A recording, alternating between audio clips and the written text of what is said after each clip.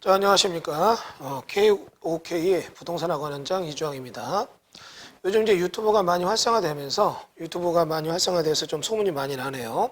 가입자도 많이 늘고 있고, 뭐 이런 얘기 하더라고요. 마음에 들면 좋아요 누르고 구독하세요. 해주면 좋고, 또 요거를 지금 유튜브가 아니라 일반 저희 카페나 이쪽에서 보시는 분들도 좋은 정보 제가 쭉 몇 개 연달아서 좀 내용을 정리해서 보겠습니다.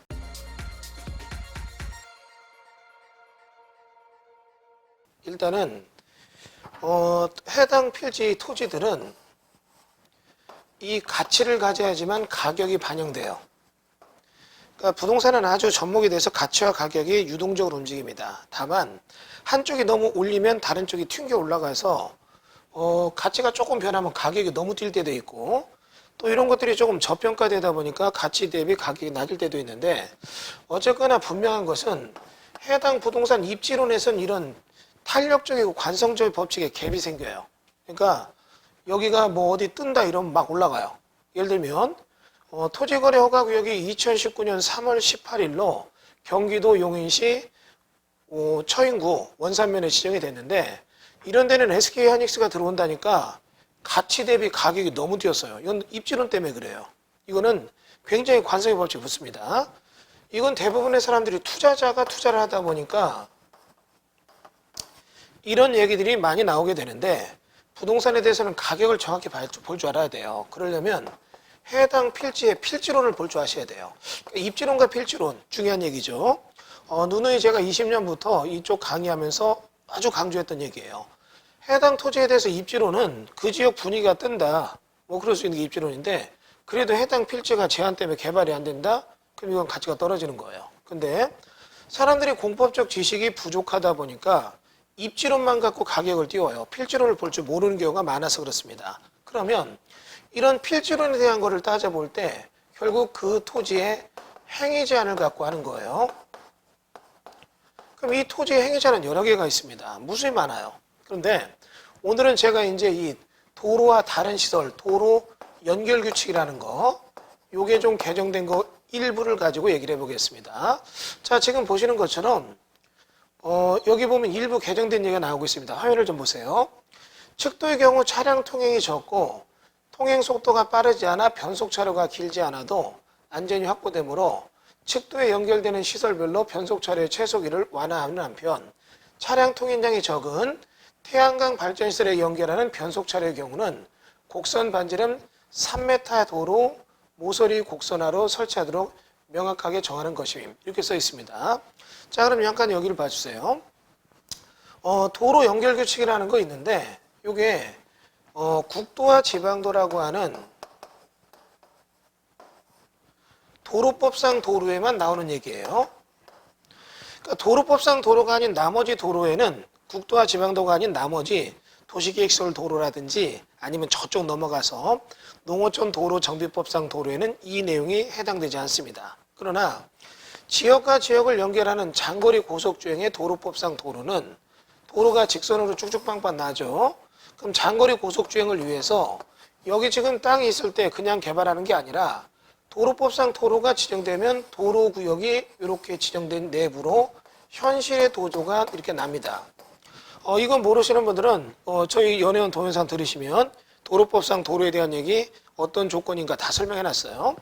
그러면 내가 이 땅을 개발하고자 할 때 내 돈으로 감속도를 만들고 내 돈으로 가속도로를 만들어서 차량이 장거리 고속주행에 지장이 없도록 하고 안전한 가감주행이 일어나게 해야 됩니다. 그러면 이 감속도로와 가속도로라는 변속차로를 내 돈으로 내가 만드는 거예요. 그리고 여기는 도로 연결 규칙에 따라 도로에 점용의 허가를 받고 개발을 하는 거죠. 모 기관에 갔을 때 좀 깜짝 놀란 적이 있어요. 의외로 그쪽 국도관리청 이런 쪽에 근무하시는 분들도 도로 연결 규칙 이런 거에 대해서 정확히 모를 때가 많으시더라고요. 그 부서에 좀 근무하면서 직접 인허가 낸 사람은 알아도 나머지 분들은 잘 모르는 경우가 많아요. 그러면 이런 식으로 변속 차로를 만들어서 할 때 도로 점용 허가를 받아야 되고, 이 도로 점용 허가는 여기 나오는 도로 연결 규칙에 맞춰서 내줍니다. 그런데 지금 여러분이 연결 규칙까지 다 공부할 필요는 없지만 이건 기억하셔야 돼요. 갑자기 등장하는 게 뭐가 있냐면 이제 태양광이라는 게 등장을 해요. 도로 점용허가의 도로 연결 규칙은 무작정 내는 게 아니라 장거리 고속 주행에 맞을 때만 내준다는 얘기예요. 근데 이게 안 맞을 때는 못 나는 겁니다. 그러면 만약에 여기서 도로 연결의 금지 구간이 이렇게 있다면 여기까지가 금지 구간이라면 여기는 도로 연결 규칙이 안 되면 이 노란 선이 위쪽으로 올라가야 돼요. 그러면 이게 이 시설에 따라서 변속 차로의 길이가 정해지는데 이 길이가 만약에 60m라면 이게 60m인데 여긴 안 되니까 이게 그대로 위로 올라가서 여기서부터 60m를 내니까 이게 이쪽으로 넘어간다. 그럼 이 부지는 개발이 안 되는 겁니다. 그러니까 이게 지금 60m라면 이렇게 내야 돼요. 감속도로를. 근데 연결규칙이 금지 구간이 여기예요. 연결규칙의 금지 구간은 여러 개가 있습니다. 그러면 그 규칙에 안 맞아서 개발이 안 되면 얘는 여기부터 내면 여기서부터 60을 딱 내다 보니까 이게 넘어갔다. 개발이 안 되는 거죠. 도로법상 도로에 접한 땅에 가보면 멀쩡한데 개발 안 되는 땅이 너무너무 많아요. 그런데 최근에 여기 지금 현재 이렇게 여기다 그럼 개발이 이게 안 되는 부지인데 여기가 지금 현재 태양광을 두려고 한다. 그러면 태양광 두는 것까지도 이런 식으로 감속도로 가속도로 둘 필요는 없다는 얘기죠. 여기는 가끔 수리하러 들어가는 차나 있을까 말까지 교통량이 빈번하지 않으니까 이런 태양광을 하겠다면 이쪽 보실까요? 예. 지금 여기 보는 것처럼 통행이 적은 태양광 발전시설을 연결할 때는 곡선 반지름 3m 도로 모서리 곡선도 설치하도록 명확하게 한다. 그러니까 여기죠. 이 부지에다가 변속차를 못 둔다면 곡선 반경 3m로 해서 이런 식으로 진입도를 이렇게 내게 된다면 차가 이렇게 들고 나는 정도니까 태양광 발전소는 된다는 얘기예요. 그래서 이런 거는 생각해 볼 수 있습니다.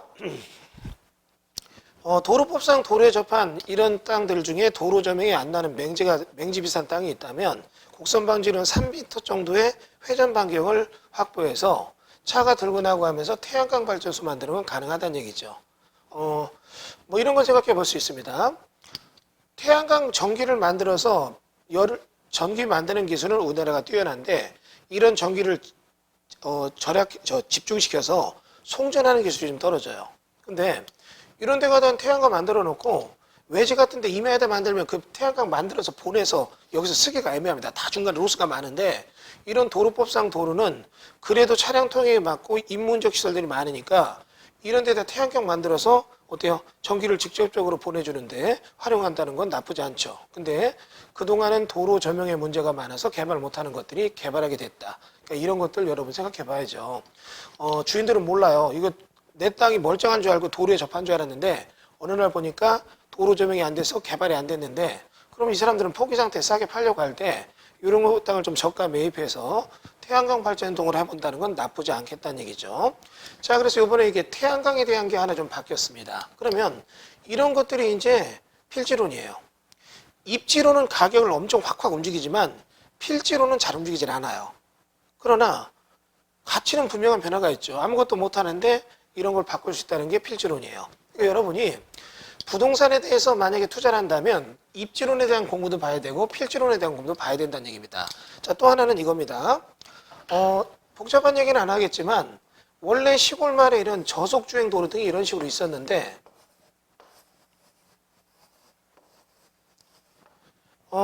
지금 여기다 도로법상 도로가 이렇게 치고 가는 거예요. 그래서 국도가 지정되다 보면 이런데 이렇게 해서 수용을 해서 도를 만들면 내부의 현실의 포장도로를 만들겠죠. 근데 내부의 현실의 포장도로를 만들면 차들이 쭉쭉빵빵 달려요. 시속 80km라면 80km 속도로 쭉쭉 달립니다. 그런데 여기 있는 사람들은 전에는 이렇게 다녔는데 지금은 올라서서 이렇게 갈 때 이게 문제입니다. 여기 경유가 지나가면 자연스럽게 지나갔지만 지금은 경유가 이 도로를 올라서서 저속주행하면 뒷차랑 들이받치면 뒷차도 난리 나고 앞에 경유도 박살이 납니다. 그러니까 이런데 옆에다가 측도를 만들어서 측도, 시골 마을의 저속주행 도로죠. 그럼 이렇게 측도를 만들어서 이런 식으로 측도를 만들어서 저속주행 도로를 확보해 주는 거죠. 그러면 이렇게 만들었을 때 이런 측도도 도로구역이 지정이 돼서 들어오게 되는데 물론 이제 여기서도 이렇게 타서 올라설 수 있게 내부의 구조 설비 등은 만들어 주겠죠. 근데 이제 이런 측도가 있다 보니까 여기 있는 땅을 개발하고자 할 때는 어떤 문제가 있냐면 얘가 주유소라면 뭐 얘가 어떤 특정한 시설을 만든다면 그 법에서 말하는 감속도로와 가속도로를 이렇게 만들어야 돼요. 그럼 이런 감속도로와 가속도로를 만들어서 이렇게 들어가야 되는데 굳이 저속주행도로 측도가 이런 식으로 해서 도로 진입 등의 여지를 만들어 놓고 있다면 여기에 있는 땅들에 대해서는 법문이 정하는 가속도로나 감속도로 등은 어떻게 해요? 더 만들 필요가 없다는 얘기죠. 그래서 이런 측도 부분에 대해서는 카메라 화면 봐주세요.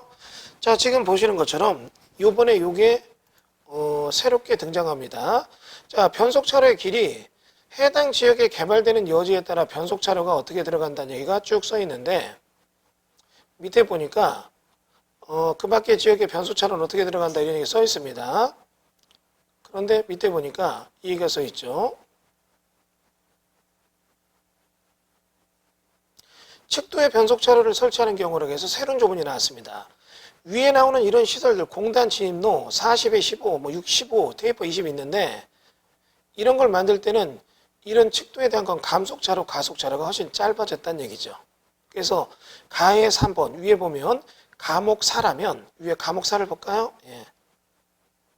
지금 여기 감옥에 4를 보면 자동차 정비업소라면 감속부의 거리가 25, 가속부의 거리가 30이 되는데 지금 여기 보면 측도의 경우에는 도로 모선 곡선화 5m 이렇게 바뀌었죠. 그러니까 이걸 비교해 보겠습니다. 여기다가 지금 자동차 공업사를 만든다면 일정 감속도로 30m, 뭐 15m 이런 식으로 일정 길이를 만들어야 돼요.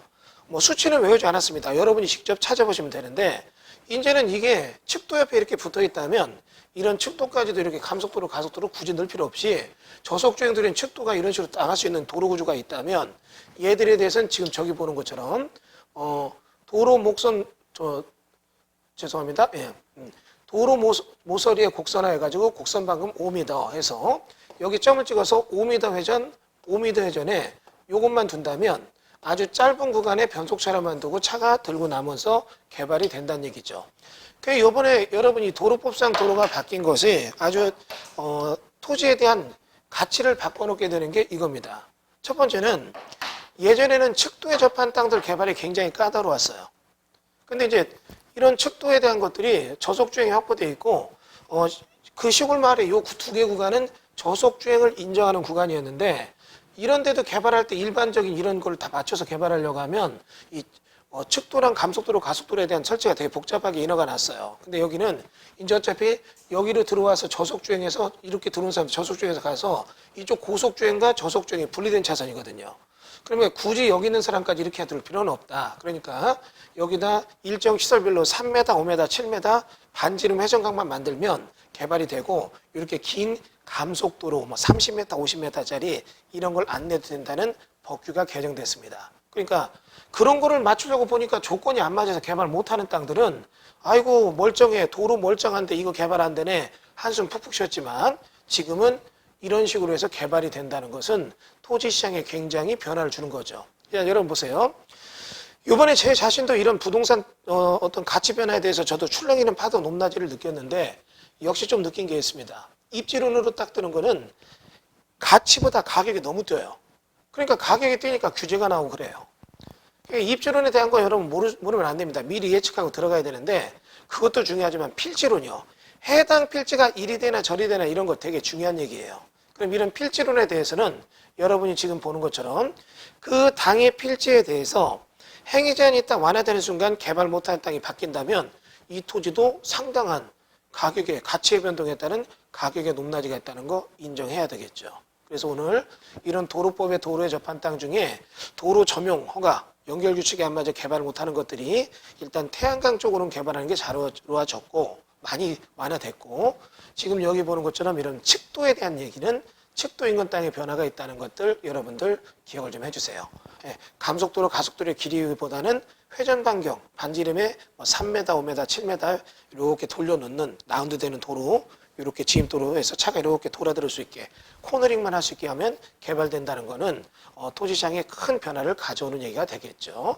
자 이렇게 해서 도로 연결 규칙에 대한 토지 가치 변화 요거를 살펴봤습니다. 자, 감사합니다.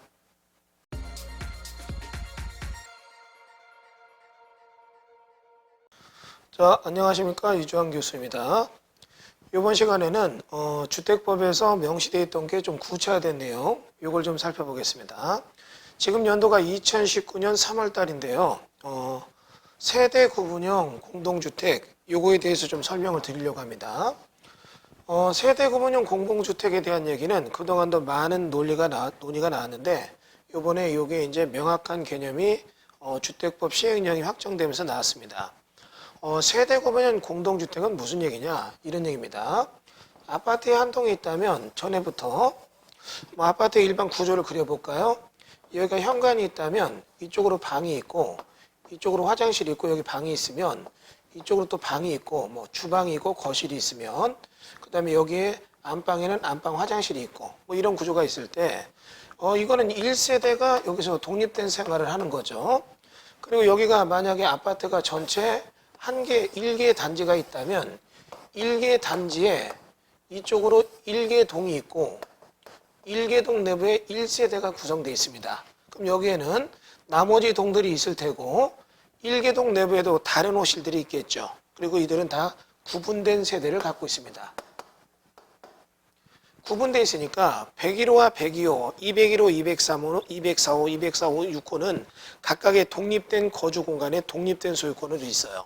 그리고 이들은 집합 건물이 돼서 대지에 대한 지분, 구분 소유권을 갖고 있는 거죠. 대지에 대한 대지권을 갖고 있고. 그런데 이제 이 세대 구분형에 대한 얘기가 등장하는 건 이런 얘기입니다. 주택법에서 주택의 부족 문제가 나오고 그 다음에 1인 거주 또는 소수 거주, 그러니까 1인 내지 2인 뭐 이런 거 있잖아요. 이런 주택의 수요가 높아져요.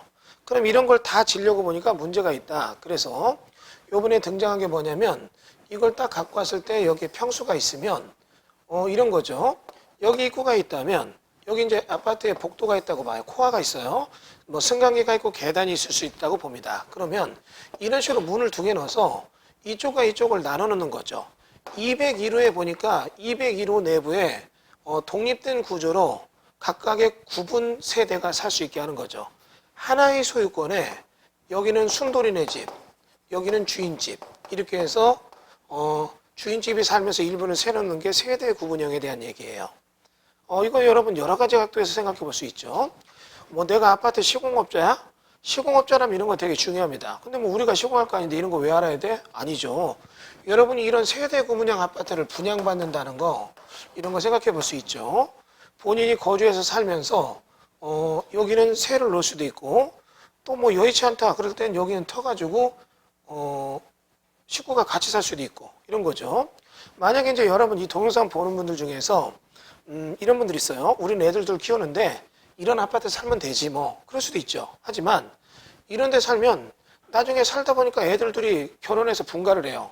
하나는 결혼해서 분가했고 하나는 뭐 군대를 갔어요. 아니면 취직해서 지방으로 갔어요. 그러면 덩그러니 남아있는 집 너무 크다 이러면 이런 건 세를 넣어서 어떻게 해요? 탄력적으로 운영할 수 있잖아요. 제가 이번에 보니까 섹션 오피스라고 해가지고 그런 얘기를 이번에 좀 뭐 투어 설명하는 적이 있었어요. 이런 얘기 해볼게요. 여러분이 보이는 이 스튜디오가 실은 강의장입니다. 저희 사무실 임대 편수는 140평을 임대했고 실평수로 90평이에요. 그래서 40평 남짓한 데는 직원들이 근무를 하고 있고 제 방이 있습니다. 그리고 지금 여기 현재 공간 50평이 좀 못 되는 공간에 이 휴게실과 이 강의장이 있어요. 근데 그동안은 오프라인 위주로만 강의하다 보니까 강의장이 좁아서 넓힐 걸 걱정했었어요. 넓히려니까 참 이게 쉽게 안 넓어져요. 임대를 저쪽 더 들 수도 없고. 그리고 요즘은 다 온라인으로 돌리니까 강의장이 너무 커요. 이걸 줄이고 싶어요. 직원들 업무 공간을 더 두고 싶고. 근데 줄이려고 보니까 주인한테 얘기해서 여기 좀 새 이만큼 빼겠습니다. 이것도 안 돼요. 그러니까 유동적이질 못하는 거죠. 그러면 방법은 뭐냐? 우리가 구분된 요 칸 한 칸을 어디다 세를 놓으면 어떨까? 이런 생각도 해보는 거죠. 여러분 제가 이 얘기 왜 해드리느냐? 여러분 이 세대 구분형 공동주택은 좀 다른 각도에서 생각해 보자는 얘기죠. 일찍 은퇴를 합니다. 여러분이 지금 미래 100세 시대예요. 제가 지금 50입니다만 앞으로 제가 30년 뒤에도 여기 나와서 강의하고 있다면 내 인생이 너무 추해요. 어떻게 생각하십니까? 그럼 30년 후에는 안 하고 쉬어야 되는데 앞으로 20년 더 살 때 누가 먹이 살려요? 그러면 안정된 부동산 수익이나 뭐 이런 걸 생각해야 되잖아요. 그런데 요즘 나온 게 뭐냐면 주택을 하나 갖고 있으면서 이 주택을 연금처럼 나중에 나 죽으면 국가에 준다는 개념으로 죽을 때까지 연금을 받으면서 주택담보로 이런 걸 하고 있잖아요. 그러면 나중에 죽으면 그 주택 날아가는 거예요. 그런데 이런 아파트는 거꾸로입니다. 여기가 넓고 여기가 좁다면 나 집은 혼자 살아요. 애들은 다 분가했고 그럼 내가 여기 살면서 여기 세놔도 되잖아요. 월세 받으면서 그 돈을 먹고 살면 되니까 내 집은 내 집대로 건전히 있으면서 내가 임대도 할 수 있다는 얘기죠. 그러니까 세대 구분형이라는 주택 여러분들 달리 보지 마시고 우리들에 대한 수요가 많이 있었겠다 이 생각 들잖아요. 그리고 더군다나 사람들이 지금은 어떻게 해요? 가족이란 구성원이 보통 3인에서 5인 우리 어렸을 땐 가족 구성 10명까지도 봤지만 지금은 4인 가족들이 많아요. 근데 이것도 무너져서 3인 가족도 많아요. 2인 가족도 많아요. 애 안 낳고 사는 부부 아니면 뭐 어떤 싱글이 될 때 돌싱이 될 때 애들이 있으면 애들 한둘은 누가 키우고 그럼 이런 사람들이 거주해야 되는 소형 주택의 그런 요구가 많아지는 거죠. 그러니까 그런 부분을 보면은 1인 주거인 오피스텔이나 이런 것도 괜찮지만 내가 그런 거를 굳이 분양받지 말고 이런 세대 구분형 공동주택이라는 개념을 생각해 보면 괜찮은 거죠. 그래서 이런 세대 구분형 공동주택에 대한 얘기 좀 생각해 볼 때 과연 이들에 대한 수요가 있을 것인가? 많다 이거죠. 많습니다. 내가 살면서 한 칸 옆에 있다. 그럼 어떻게 해요? 이런 것도 있어요. 이게 또 괜찮은 게 부모가 살면서 아들내미들 결혼 애들 데리고 산다. 데리고 살아도 세대가 구분되니까 어때요? 훨씬 낫죠. 문 열면 거실에 시아버지 마주치고 며느리도 편하지 않겠죠. 그러나 이거는 어떻게 해요? 그냥 각자의 삶이 유지되면서 한 집 살고 있는 그런 모습 되니까 그런 쪽에서도 수요가 많을 것 같고 그러니까 이런 세대 구분형 주택에 대한 공동주택에 대한 거는 비전이 되게 좋을 것 같다. 한번 상식적으로 생각해 봐서 이런 것이 분양되게 된다면 생각해 봐야죠. 제가 지금 동영상 찍고 있는데 뭐 저 자신도 일정 지분을 넣고 지금 저 용인에 일정 아파트 시행에 들어가고 있습니다. 그러면 이 아파트 시행 들어갈 때 세대를 좀 넣어서 세대 구분형으로 넣자. 이게 좋은 거예요. 그런데 이런 개별적인 분양받는 수요자의 얘기가 아니라 공급하는 시행사 입장에서는 어떨 것인가? 이게 참 괜찮은 것 같아요. 세대 구분형 이런 주택에 대한 것들이 가능성이 있는 게 이번에 이제 명시가 됐는데 자 잠깐 칠판을 봐주세요. 세대 구분형 공동주택에 대한 내용의 구체적 기준이 정해졌는데 주택법 사업계획 승인받아 건설하는 공동주택의 경우는 다음을 충족해라. 세대별로 구분된 각각의 공간마다 별도 욕실, 부엌, 현관 둘 것. 하나의 세대가 통합해서 사용할 수 있도록 연결문 등을 둘 것. 다번에 세대 구분형 공동주택 세대수가 해당 주택 안의 공동주택 전체의 3분의 1을 넘지 않을 것. 그 다음에 세대 구분형 각각의 공동 주거 전용 면적에 대한 내용을 따져볼 때 일정 비율에 관한 주거 전용 면적비를 충족할 것 되어 있는데 자 여기 보면 지금 보면 이쪽 보세요. 세대 구분형 공동주택이라고 하는 것은 일단 여기 아무데나 하는 게 아니라 주택법에 사업계획 승인을 받아서 짓는 주택단지에서만 가능합니다. 그러니까 건축법에서는 이게 나올 수가 없어요. 건축법에서는 이게 나오면 다가구주택 짓거나 이런 건데 다가구주택은 독립된 구조 공간을 가지고는 있지만 주인이 한 명이고 그들이 임대를 부부대로 놓는 거죠. 그런데 이제 사업계획 승인받고 아파트 짓는 거니까 이 동영상 보시는 분 중에서 대규모 건설업체만이 아니라 중소기업에 대한 아니면 소형 아주 뭐 영세한 그런 건축업자가 계시는 분들도 30세대 이상의 주택법 사업계획 승인받고 아파트 주택건설면허로 짓는 분들 또는 연립이나 다세대 짓는 분들도 이걸 활용할 수 있다는 얘기죠. 주택법의 사업계획 승인 대상이니까 연립주택 질 때도 된다는 얘기예요. 그럼 이런 거죠. 이런 거를 지금 내가 지어가지고 2개를 분양받은 사람은 이 사람은 다주택자가 돼요. 팔을 때 양도세에 대한 비과세도 못 받아요. 그러나 이거는 딱 내가 하나를 사서 두 집에 한 채 운영하고 뭐 두 집 운영하고 이러니까 한 채니까 이건 양도세, 세금에 대한 혜택도 경쟁력이 있죠. 지금 이런 걸 저런 거 볼 때 참 괜찮은 거예요. 그러면 이렇게 해서 사업계획 승인을 받기 위해서 짓게 될 때 여기 지금 이렇게 해서 짓게 된다면 지금 빌라를 한 동 지면 요 호실을 여기 지금 계단과 여기 승강기가 있다면 현관이 있고 그럼 요걸 가지고 확대한 모습으로 요걸 가지고 다시 한번 보겠습니다. 법문을 비교하니까 화면 잠깐 볼까요? 저기 지금 있는 게 각각 세대별로 부엌, 욕실, 현관을 둘 것 이게 나오는데 그 다음에 완전히 구분되지 않아야 되는 나번 조건이죠. 자, 칠판을 보시면 이걸 막았다면 여기도 부엌, 욕실, 여기도 부엌, 욕실이 있어야 된다 이런 뜻이에요. 세대 구분형 공동주택이니까. 그런데 이거를 완전히 구분해서 문이 두 개면 이거는 두 세대니까 그게 아니라 이거를 경량철골로 하든지 여기에 내부 문을 둬가지고 어떻게 해요? 왔다 갔다 쓸 수 있게 하라는 얘기죠. 경량철 이러면 간단히 해체 가능한 걸로 해서 막아놨다든가 아니면 이걸 좀 견고하게 했다면 이쪽에 문이 있어서 같이 쓰는 거죠. 그러면 간단하죠. 그 부부가 살면서 임대 놓으면 이거 문 해놓고 서로 닫아놓으면 돼요. 그런데 아들내미가 와서 산다 이럴 때는 어떻게 해요? 이 문은 필요하면 서로 열고 닫고 하면 되는 거니까. 그럼 여기도 안에 들어가 보면 독립된 주거생활 영위하는 편의시설이 다 있어야 되고 이쪽도 다 있어야 된다는 얘기예요. 근데 이제 여기 다시 보면 세 번째 조문 전체 면적의 3분의 1을 넘지 않을 전체 세의 수의 3분의 1을 넘지 않고 일정한 면적도 3분의 1을 넘지 않으라는 얘기죠. 자, 책임표시만 봐서요. 이게 만약에 여기에 100세대를 다 진다면 이렇게 한번 볼까요? 100세대를 지면 얘들이 다 세대 구분형으로 두 세대씩을 나눴다면 200세대가 돼요. 주차 대수가 문제가 되죠. 그러니까 어떻게 해요? 전체 세대 이 100세대 중에 3분의 1인 대략 33세대까지는 세대 구분형을 할 수 있지만 나머지 77세대는 어떻게 해요? 독립된 1공간으로 해라는 얘기예요. 1세대로. 그러니까 너무 많으면 이게 너무 과밀화되니까. 그리고 이들의 면적도 전체 면적의 3분의 1을 넘지 않게 하라는 얘기죠. 이게 세대 구분형 주택에 대한 내용들이에요. 이 내용이 이제 구체화됐는데 그러면 여러분들이 이런 연립주택이나 빌라, 다세대 같은 거 질 때도 세대 구분형으로 진다면 원룸방 같은 거 별도로 하나 딱 지면서 어떻게 해요? 빌라 분양받은 사람이 이쪽 살면서 원룸방 세놓을 수도 있고 필요하면 문 열고 그쪽 방에 같이 쓸 수도 있고 훨씬 더 낫잖아요. 그러니까 이거는 임대 수익도 노리면서 본인 거주 공간도 할 수 있고 그러니까 이쪽이 많은 쪽과 적은 쪽이 있다면 내가 나중에 나이 먹어서 혼자 산다면 적은 쪽에 혼자 살면서 많은 쪽 세놓으면 되는 거고 뭐 부부가 살면서 애가 군대 갔다 애가 이제 결혼해서 집을 좀 줄이고 싶다면 집을 팔고 줄이는 게 아니라 요것만 세놓을 수도 있고 효율적이죠. 안 그러면 예전엔 그런 거 있었잖아요. 방색이 있으면 처음 분양받은 사람 돈이 없으니까 방학방 월세방 놓잖아요. 화장실 같이 써야 되고 문 열면 거실에 마주쳐야 되고 얼마나 불편합니까. 근데 이거는 그런 게 아니잖아요. 거기다가 집은 이런 식으로 내가 오피스텔 하나 갖고 있고 집이 있다. 그럼 이게 거기 세입자 들어오면 2주택 돼가지고 양도세 뭐 비과세가 안 되니까 뭐 전입하지 마라 이런 실력이 되는데 여기는 그러지 않아도 된다는 얘기죠. 그러니까 그렇게 된다면 여기 지금 더군다나 이걸 그냥 따로따로 세대를 넣게 되면 주차 대수가 엄청 느는데 여기는 주차 대수에 대해서도 아주 특별한 경우에 추가 주차 대수 조건이 있고 그렇지 않은 경우는 주차 대수 조건이 없어요. 그러니까 기존 한 세대로 보고 주차 대수 맞추니까 개발도 쉽죠.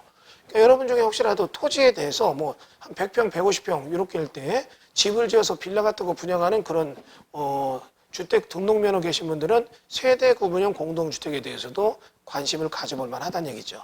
이거는 주택에 대한 새로운 어떤 붐이 될 수가 있어요. 그동안 내가 주택을 갖고 있을 때 집 하나 갖고 있고 또 두 개 갖고 있으면서 한 채는 임대 놓고 한 채는 내가 산다. 한 채 팔면 남으면 양도세, 비과세 안 되잖아요. 그리고 또 뭐 있습니까?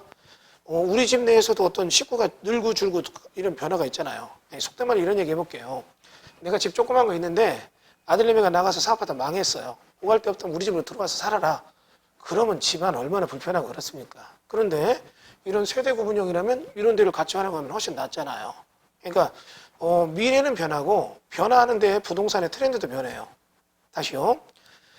수요가 계속 변합니다. 같은 상황이라도 계속 변해요. 여러분 이런 얘기 해볼게요. 어떤 음주 문화에 대한 것도 나이트클럽 시대가 있었고 요즘은 클럽 문화 시대가 있었죠. 이 클럽 문화 시대가 엄청나게 붐이 있었어요.